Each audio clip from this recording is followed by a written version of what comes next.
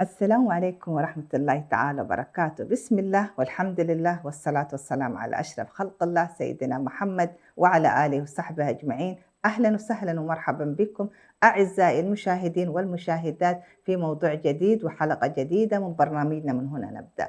تطرقنا في الحلقة السابقة عن أهمية رمضان من النواحي التربوية والنفسية وكذلك من ناحية اقتصادية. ويمكن ذكرت كثير من الأمثلة في هذا الموضوع. اليوم نأتي وهذه الحلقة الثانية في هذا الشهر المبارك في ما هي عناصر الصحة النفسية في رمضان؟ أكيد يعني رمضان له فوائد عظيمة جدًا، إذا كان من ناحية صحية ومن ناحية روحية ومن ناحية نفسية ومن ناحية اجتماعية وكذلك من نواحي اقتصادية يعني، فهو شهر عظيم جدًا، شهر الاستثمار الحقيقي والكل مننا يغتنم هذه الفرصة وهذا الوقت يعني المبارك، وإنه رب سبحانه وتعالى أمد في عمرنا ويعني بلغنا رمضان، ويعني يكون بالنسبة لنا هذه الفرصة إن شاء الله يعني تعود بالنفع وبالفائدة وتكون هي تجديد لأشياء كثيرة إن شاء الله. اليوم نأتي لنقطة أخرى هي موضوع ما هي عناصر الصحة النفسية ما هو أهمية هذا الجانب.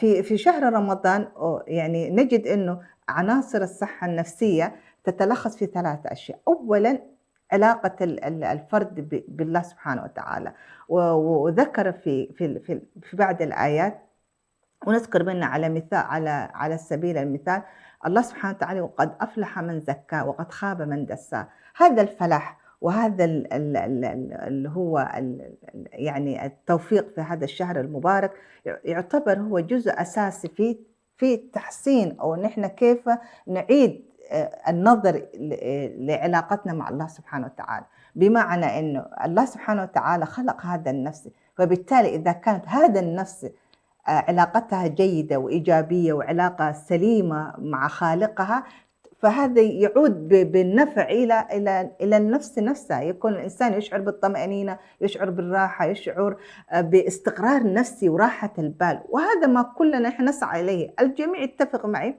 الكل يعني دايمًا كلنا نحن نبحث عن راحة البال والطمأنينة والسكينة، وهذا ما يكون واحدة من مطالب الحياة وسعادة الحياة. نأتي كيف يكون هذا الفلاح وهذه العلاقة، كيف تكون تزكية النفس؟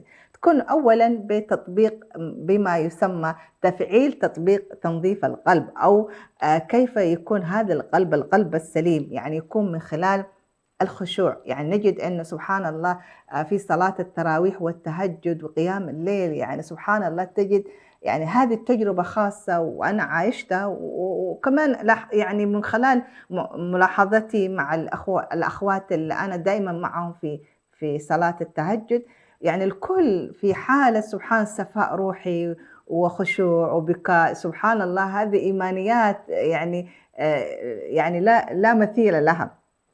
هذه الراحة النفسية، هذه الساعات اللي فيها خشوع وفيها طمأنينة، أولًا هي من الساعات تستجاب فيها الدعوات، وكذلك هي تكون واحدة من وسائل التعلق بالله سبحانه وتعالى. وهذا ما نجده في حديث الرسول صلى الله عليه وسلم في إنه يرشد ابن عباس: يا غلام إني يعني أعلمك كلمات أس أس إز إن أعلمك كلمات، فإذا سألت احفظ الله يحفظك، احفظ الله تجد اتجاهك، وإذا سألت فاسأل الله، وإذا استعنت فاستعن بالله، إلى آخر الحديث. نجد هذه الكلمات، هذا الحديث يتجسد في سلوكنا في شهر رمضان، كيف تعلقنا بالله، كيف تكون هذه الروحانيات، وبالتالي هذه الروحانيات وسيلة للراحة وللسكينة وللاطمئنان. عنصر آخر من عناصر الصحة النفسية في رمضان اللي هو العلاقة مع النفس. كيف أنا يعني هل أنا راضية عن صلاتي، هل أنا راضية عن عباداتي؟ فتبدأ إنه في شهر رمضان كأن مثل المحاسبين الشركات، في نهاية العام يكون في جرد ويكون في المحاسبين في الشركات يتم المراجعات، والشركة تحصر ما كسبته خلال هذا العام. وبالتالي نحن كذلك من ناحية نفسية وتربوية بالنسبة لنا رمضان مراجعات كاملة، ونقيم فيه سلوكنا، نقيم فيه أنفسنا، ونجلس مع أنفسنا، وتكون هذه الطريقة لعلو الهمة. علو الهمة واحدة من عناصر التربية الإيجابية، واحدة من عناصر الراحة النفسية، واحدة من عناصر القوة النفسية التي الجميع يسعى إليها.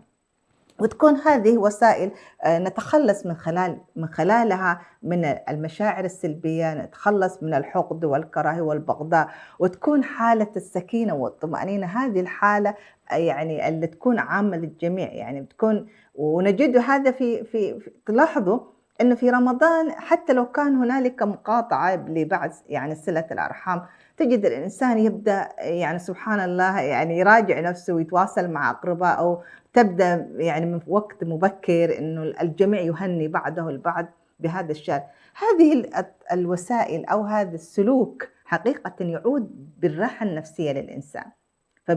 بالتالي أنا أكون حققت العنصر الأول، علاقتي مع الله سبحانه وتعالى، العنصر الثاني علاقتي مع نفسي ومحاسبة نفسي، وهذا ما يعطينا اللي هو يعطي قوة في داخلنا، اللي هو تقديرنا لذاتنا وثقتنا بنفسنا. العنصر الثالث اللي هو علاقتنا مع الآخرين، العلاقات الاجتماعية. الإنسان بفطرته مخلوق اجتماعي، كل مننا نحن بحاجة إلى الآخرين، وخاصة في هذا الشهر نجد أنه الكل يتسابق لتحقيق الأمان الاجتماعي من خلال الزكاة، من خلال الصدقات، من خلال العطاء سبحان الله. وتجد الكل ما شاء الله يعني السخاء والتعاون والإيثار، سبحان الله الكل يهتم جدا في هذا الشهر أنه يعني تكون علاقته مع الآخرين من خلال هذا التبادل الاجتماعي. تجد أنه ما شاء الله الكل في تعاون، في محبة. وأنا لاحظت في رمضان الماضي بجوارنا يعني مسجد، فسبحان الأخوات كلهم يتسابقون في كل ليلة في العشر الأواخر، تأتي الأخوة معها قهوة وشاهي، وهذه يعني بعد المعينات للأخوات المعتكفات في المسجد. حقيقة هذا السلوك وهذه البيئة الاجتماعية تشعرك بالدفء، تشعرك بالتوافق، تشعرك بالأمان الاجتماعي، ونحن بحاجة إليه. يعني كل سبحان الله الكل تجد في رمضان سبحان الله يعني السخاء والعطاء والشعور بالآخر نجده في هذا الشهر المبارك. وهنا تأتي الأولى ثم الأولى، خيركما لأهله. يجد الاهتمام بالفقراء من الأهل والأيتام، وأنه نحن نكون يعني نعطي في هذا الشهر لأنه الأجر فيه مضاعف.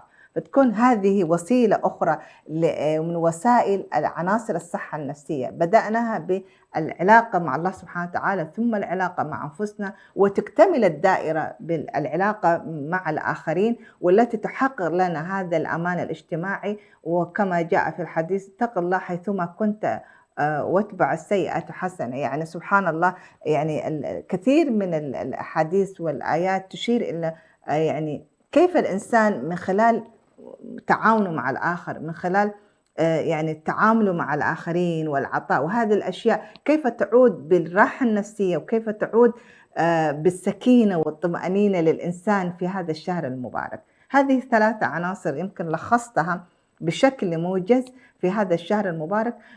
نرجو الله سبحانه وتعالى أن يتقبل منا صيامنا وقيامنا، وأن يجعلنا وإياكم من عتقاء هذا الشهر المبارك. وصلنا لختام الحلقة الثانية في هذا الشهر المبارك، إلى أن نلقاكم في الحلقة الثالثة والأخيرة إن شاء الله من برنامجنا. من هنا نبدأ خاصة ما يتعلق بشهر رمضان. نستودعكم الله، والسلام عليكم ورحمة الله تعالى وبركاته.